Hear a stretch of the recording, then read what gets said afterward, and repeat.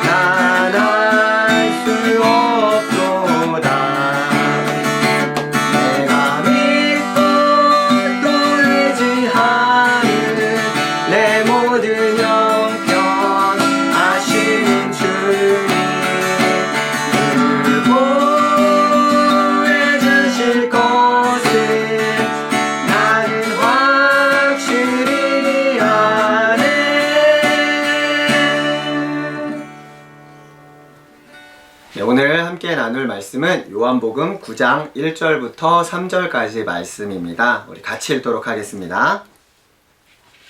예수께서 길을 가실 때에 날 때부터 맹인된 사람을 보신지라. 제자들이 물어 이르되 라삐여, 이 사람이 맹인으로 난 것이 누구의 죄로 인함이니까? 자기니까 부모니까? 예수께서 대답하시되 이 사람이나 그 부모의 죄로 인한 것이 아니라 그에게서 하나님이 하시고자 하는 일을 나타내고자 하심이라. 아멘.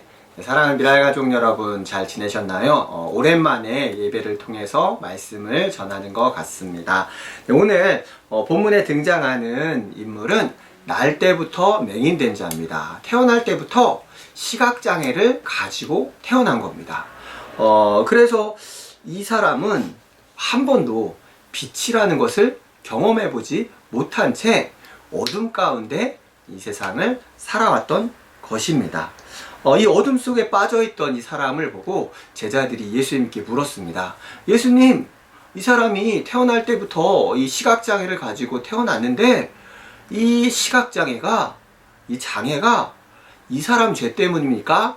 아니면 그 부모의 죄 때문입니까? 라고 물었습니다.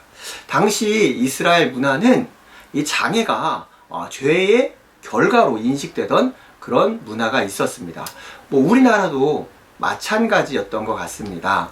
아이고, 내가 지은 죄가 많아서 장애를 가진 자녀를 둔 부모님들이 이렇게 한탄하는 말을 많이 들어봤습니다. 아니, 내가 무슨 큰 죄를 지었길래 이렇게 되었나? 장애를 갖게 된 장애인이 한탄하는 이런 말을 많이 들어봤을 겁니다. 그런데 우리 예수님은 이 제자들의 질문에 전혀 다른 대답을 하셨습니다. 이 사람이나 그 부모의 죄 때문이 아니다. 그에게서 하나님이 하시고자 하는 일을 나타내고자 합니다. 이 장애는 죄 때문이 아니라 이 사람을 통해서 하나님께서 놀라운 일을 행하실 것이다 라고 말씀하신 것입니다. 아멘. 믿으시기 바랍니다. 맞습니다. 하나님께서는 장애를 통해서 일하시는 분입니다. 성경의 많은 인물들이 이 장애를 통해서 그 인생이 바뀌었고 하나님께서 그를 통하여 하나님의 일을 나타내셨습니다. 여러분, 아브라함 하면 무엇이 생각나십니까? 아브라함은 믿음의 조상이다 라고 먼저 떠오르실 겁니다.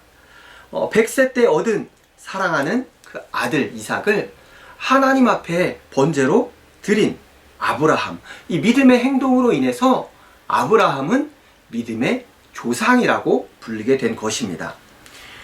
그런데 이 아브라함이 이렇게 믿음의 조상이다 라고 불릴 수 있었던 이유가 바로 사라의 불임에서 시작되었다는 것입니다. 만약에 아브라함과 사라가 결혼을 하자마자 자녀들을 많이 낳으며 살았다면 아브라함이 이 믿음의 조상이다 라는 칭호를 얻을 수 있었을까? 저는 좀 아닐 거라고 생각을 하게 됩니다. 도저히 사람의 능력으로는 불가능한, 이 아브라함도 100세가 되었고 아브라함은 이 불임은 아니었습니다. 왜냐하면 그 여종 하갈을 통해서 이스마엘을 낳았기 때문에. 근데 이 사라의 불임, 또 나이도 많았고 이런 상태에서 하나님의 은혜로 얻게 된 아들 이삭, 너무너무나 귀하고 사랑했던 아들이었는데 그 아들조차도 하나님 앞에 드릴 수 있었던, 하나님을 더 사랑했던 그 아브라함의 믿음, 그 믿음이 있었기 때문에 그 믿음을 인정받고 아브라함이 믿음의 조상이 되었던 것입니다. 하나님께서는 이 아브라함이 믿음의 조상이 되는 일에 이 사라의 장애를 도구로 사용하신 것입니다. 아브라함의 아들 이 이삭은 어떻습니까? 이삭에게는 쌍둥이 아들 에서와 야곱이 있었습니다. 하나님께서는 이 둘째 아들 야곱을 예정하셨지만 이 이삭은 맏아들이기도 하고 또 이 사냥을 해서 맛있는 고기를 자주 갖다 주었던 이 에서를 더 사랑하는 마음이 있었습니다. 그래서 그래서 이삭은 에서를 축복하려 했지만 이삭이 노년에 나이가 들어서 시각장애를 갖게 되었습니다. 앞이 잘 안 보였던 거예요. 그래서 에서를 축복하기 위해서 에서야 가서 사냥을 해서 맛있게 음식을 해오면 내가 너를 마음껏 축복해주겠다 했는데 그 이야기를 듣고 그 안에 리브가가 야곱을 축복받게 하기 위해서 야곱은 아버지를 속였고 이 이삭은 앞이 보이지 않아서 야곱을 에서로 착각하고 그를 축복하게 됩니다. 그래서 야곱을 예정하셨던 하나님의 역사를 이어갈 수 있게 된 것입니다. 하나님께서는 이 이삭의 장애를 통해서 하나님의 약속을 이어가신 것입니다. 또 야곱은 어땠습니까? 야곱은 형과 아버지를 속여서 이제 형이 자기를 죽일까봐 두려워서 외삼촌 라반의 집으로 도망을 갔습니다. 빈손으로 외삼촌 라반의 집에 갔지만 그가 열심히 일해서 결혼도 하고 또 아내도 얻고 두 아내를 얻게 되었고 큰 부자가 되었습니다. 이제 고향이 생각나서 이제 돌아가게 되는데 많은 소유를 가지고 집으로 돌아가는데 야곱은 아직도 형 에서가 두려웠습니다. 그래서 야곱은 이 야복 강가에 혼자 남았고 자기가 소유했던 모든 것들을 먼저 강 건너로 그 모든 재물과 가족들까지도 다 보내고 이제 홀로 야복 강가에 남게 됩니다. 그때 하나님의 사자가 야곱을 찾아왔고 야곱은 그 하나님의 사자와 씨름을 하게 됩니다. 그때 이 하나님의 사자는 야곱의 환도뼈를 쳐서 야곱이 다리를 절게 된 지체장애인이 되었다고 성경에서 말합니다. 그리고 그 이름은 이스라엘로 이제 야곱이 아니라 너의 이름이 이스라엘이다 라고 이름이 바뀌는 축복을 얻게 됩니다. 야곱은 장애를 갖기 전에는 걸음걸이는 똑바로 걸을 수 있었지만 하나님을 향해 똑바로 가지 못했던 삶을 살았습니다. 하지만 야곱이 장애를 얻고 그 다리를 절며 쩔뚝쩔뚝 비틀비틀하며 걷는 삶을 살게 되었지만 오히려 장애를 통해서 하나님께 똑바로 갈 수 있는 은혜를 받게 된 것입니다. 형의 뒤꿈치를 잡고 장자권을 빼앗으며 에서의 위에 서려고 했던 야곱이었는데 이제는 형을 만나서 주님이라고 부르고 하나님의 얼굴을 뵙는 것 같습니다 라고 고백하는 장애를 갖게 된 이후에 야곱의 삶이 이렇게 변화될 수 있었던 것입니다. 또 우리 창세기 29장 17절을 보면 야곱의 아내 레아에 대한 설명이 나오는데 이렇게 말합니다. 레아는 시력이 약하고 라헬은 곱고 아리따웠더라. 레아는 시력이 약했대요. 이 약시가 있었던 것 같아요. 앞이 잘 안 보이니까 아마 인상을 썼다라고 생각이 듭니다. 그리고 또 동생에 비해서 외모가 많이 떨어졌던 것 같습니다. 그래서 남편이었던 야곱은 이 첫째 부인이었지만 레아에 대해서 사랑하지 않고 레아는 사랑받지 못하는 삶을 살았습니다. 하지만 이 레아는 하나님께 큰 복을 받은 여인이었습니다. 레아를 통해 태어난 아들 중에 이 레위와 이 유다가 있었는데 레위는 제사장의 반열로 그 자손들이 대대로 하나님의 전에서 제사하는 제사장의 역할을 감당하는 하나님을 섬기는 복을 얻게 됩니다. 또 유다는 예수님의 조상으로서 그 이름을 예수님의 족보에 올려놓을 수 있는 그 영광된 일을 이 레아의 자식들을 통해서 경험하게 됩니다. 레아는 그 저시력 장애로 인해서 남편에게 사랑받지 못하고 외로운 삶을 살았지만 하나님께서는 그녀를 통해서 위대한 일을 행하셨던 것입니다. 또 우리가 잘 알고 있는 모세는 언어장애가 있었습니다. 나이가 80이 되어 양을 치던 모세를 찾아와서 하나님께서 찾아와서 모세에게 이제 이 이스라엘을 이 애굽에서 건져낼 것을 명하셨을 때 나는 입이 뻣뻣하고 혀가 둔한 자입니다 라고 하나님 앞에 고백하는 이 모세의 모습을 볼 수 있습니다. 이것은 그냥 단지 모세가 겸손하게 하나님 앞에 나가려고 했던 것이 아니었습니다. 하나님께서 모세에게 이렇게 말씀하셨습니다. 누가 사람의 입을 지었느냐? 누가 말 못하는 자나 못 듣는 자나 눈 밝은 자나 맹인이 되게 하였느냐? 나 여호와가 아니냐? 모세의 언어 장애조차도 하나님께서 지으셨다는 것입니다. 이 언어 장애인이자 또 노인이었던 모세를 통해서 하나님께서는 이스라엘을 구원하시는 놀라운 일을 행하시게 됩니다. 사랑하는 미랄 가족 여러분, 장애는 하나님의 일을 할 수 없는 조건이 핑계가 될 수 없습니다. 모세의 누이 미리암이 또 홍해를 건넌 후에 다시 등장하는데, 이 미리암은 하나님을 찬양하는 이 선지자로 소개가 되었습니다. 어느 날 그런데 모세가 이 이방 여인을 아내로 맞이하게 되는 일이 있었는데, 미리암은 이 일로 인해서 모세를 비판했습니다. 그런데 이 미리암이 단순히 모세가 이방 여인과 결혼했기 때문에 그를 비판한 것이 아니라, 미리암이 이렇게 이야기했습니다. 여호와께서 모세와만 말씀하셨느냐? 우리와도 말씀하지 아니하셨느냐? 이 말은 나 미리암도 나도 모세랑 동등한 입장이다 라는 교만이 있었던 것입니다.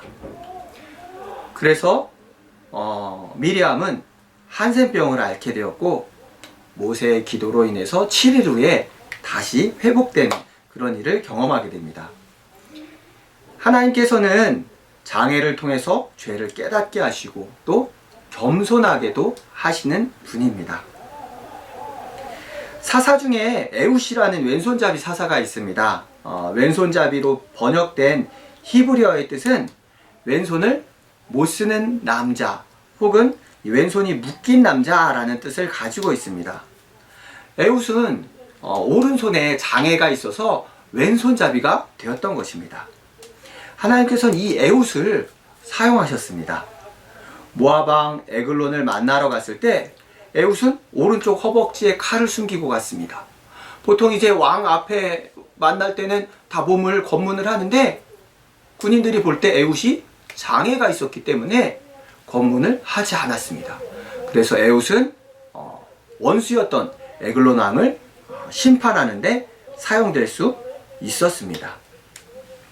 여러분이 잘 아시는 삼손도 장애가 있었습니다.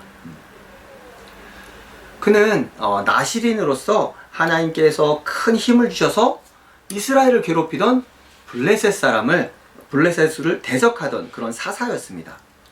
맨손으로 사자를 찢어 죽이고 또 나귀 턱뼈로 1000명의 블레셋 사람들을 쳐 죽일 수 있는 아주 괴력을 가진 그런 사람이었습니다. 하지만 나시린으로서 거룩한 삶을 살지는 못했습니다. 결국 삼손은 자신의 죄로 말미암아 두 눈이 뽑혀서 시각장애인이 되는 비참한 결과를 맞이하게 됩니다. 하지만 이 삼손이 시각장애인이 되었을 때 그 이후에야 하나님을 참 의지하는 자가 되어 하나님이 주신 힘으로 야곤 성전을 무너뜨리며 참 승리를 경험하게 됩니다. 성경에는 참 많은 장애인이 등장합니다. 더 많은 장애인이 있었지만 더 이상 이것으로 소개하는 것은 마치고요. 이 많은 장애인을 통해서 하나님께서 많은 일을 이루어 가신 것을 우리가 볼 수 있습니다. 오늘 함께 읽은 요한복음 9장에 등장한 날 때부터 맹인된 이 사람을 향해서 예수님께서 하신 말씀을 기억하시기 바랍니다. 그에게서 하나님이 하시는 일을 나타내고자 하심이라. 육체의 가시 때문에 3번이나 간절하게 간구했던 이 사도 바울에게 예수님께서 말씀하셨습니다. 내 은혜가 내게 족하도다. 이는 내 능력이 약한 데서 온전하여 짐이라. 사랑하는 미랄 가족 여러분, 여러분을 통해서 하나님께서 일하실 것입니다. 우리의 약함을 통해 하나님의 능력이 온전하여질 것입니다. 하나님의 일에 귀하게 사용되는 저와 여러분이 되시기를 바라고 원합니다. 우리 같이 기도하겠습니다. 우리 같이 기도할 때 우리 말씀을 생각하면서 나의 장애가 하나님의 일을 감당하지 못하는 핑계가 되지 않기를 위해서 나를 통하여 하나님이 일하시기를 기대하며 같이 기도하고요. 또 우리 코로나로 인해서 고통 중에 있는 우리 이웃들을 위해서 지금 위드 코로나가 시작되었지만 아직 종식된 것이 아니기 때문에 계속 조심해야 됩니다. 하나님께서 이 어려움을 속히 이겨낼 수 있도록 힘을 주시기를 위해서 또 우리 매일매일 말씀과 기도 가운데 감사하며 살아가는 우리가 되기를 위해서 우리 같이 기도하겠습니다. 감사합니다. 하나님께서 함께해 주시고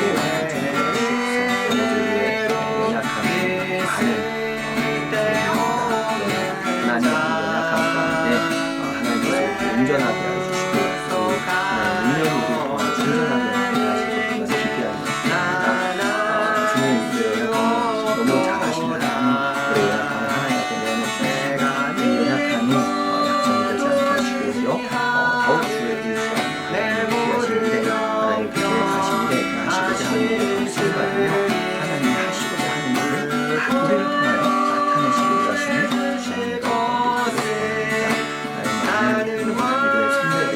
우리를 통하여 나타내시고자 하시는 하나님의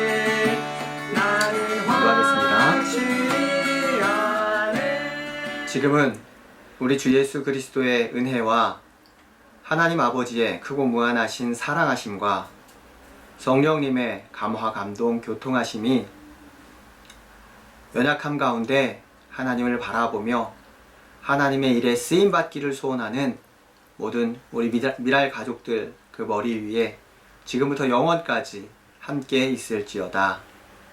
아멘. 네, 우리 광고하겠습니다. 먼저 우리 함께 축복하며 인사하겠습니다. 사랑합니다. 네, 축복합니다. 네, 위드 코로나가 시작되었습니다. 하지만 이제 코로나가 종식된 게 아니니까요. 계속해서 개인 위생관리 철저히 해주시고 방역 수칙 잘 따라주시기 바랍니다. 네, 정기 모임이 시작되기 전까지 미랄 예배는 영상으로 함께하고 있습니다. 매주 목요일 7시 30분 계신 그곳에서 함께 예배하는 미랄 가족 되기 바랍니다.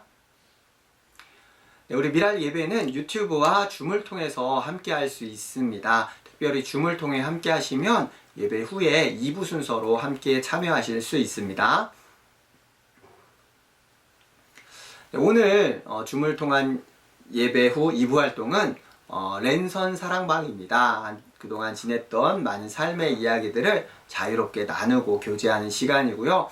다음 주 2부 활동은 장애에 대한 이해 두 번째 시간에서 뇌병변 장애에 대해서 함께 나누도록 하겠습니다.